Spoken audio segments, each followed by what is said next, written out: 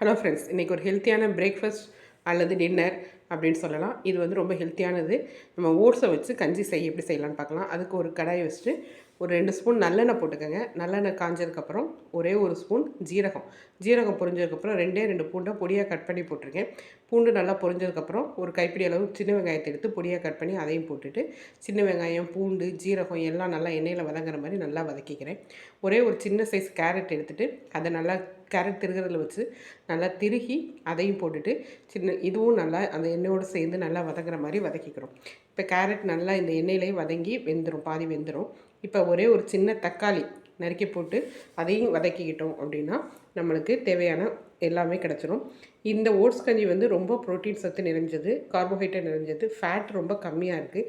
இது டயட்டில் இருக்கவங்களும் சரி, சின்ன வயசுலேருந்து பெரிய வயசில் இருக்க எல்லாருமே வந்து இந்த மாதிரி ஒரு தடவை ட்ரை பண்ணி பாருங்கள், செம்மையாக இருக்கும்.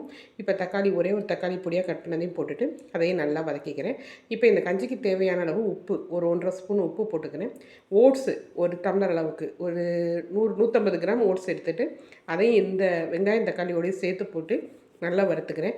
அப்படி வறுத்து செய்கிறப்ப நல்லா ஓட்ஸோட வாசனமும் சரி, டேஸ்ட்டும் சரி ரொம்ப சூப்பராக இருக்கும்.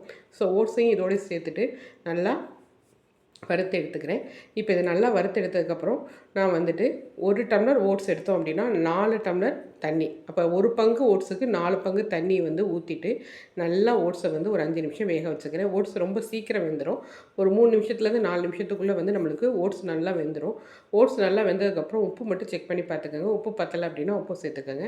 இப்போ ஓட்ஸ் நல்லா வெந்ததுக்கப்புறம் இதில் வந்து மேலே பொடியாக கட் பண்ண மல்லித்தலை, மிளகு சீரகத்தூள் ஒரு 1.5 ஸ்பூன், ஏன்னா நம்ம காரத்துக்கு எதுவுமே சேர்க்கல, அந்த மிளகு சீரகத்தூள் காரமே போதும். ஸோ அதை போட்டுட்டு நம்ம சூடாக எடுத்து சாப்பிட்டோம் அப்படின்னா செமையாக இருக்கும்.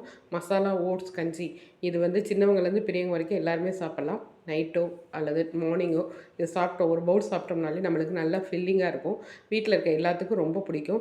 இதே மெத்தடில் ஒரு டைம் ட்ரை பண்ணி பாருங்கள். உங்கள் ஃப்ரெண்ட்ஸ் அண்ட் ஃபேமிலி மெம்பர்ஸ் எல்லாத்துக்கும் இந்த வீடியோவை ஷேர் பண்ணுங்கள், கமெண்ட் பண்ணுங்கள், லைக் பண்ணுங்கள், சப்ஸ்கிரைப் பண்ணுங்கள், ஃபேஸ்புக்லேயும் ஷேர் பண்ணுங்கள். இதே மாதிரி ட்ரை பண்ணி பாருங்கள். இந்த ஓட்ஸ் கஞ்சி வந்து ரொம்ப ஹெல்ப்ஃபுல்லாக இருக்கும், நம்மளுக்கு வந்து ஃபில்லிங்காக இருக்கும். டயட்டுக்கும் இது ரொம்ப சுகந்ததாக இருக்கும். ட்ரை பண்ணி பாருங்கள். தேங்க்யூ.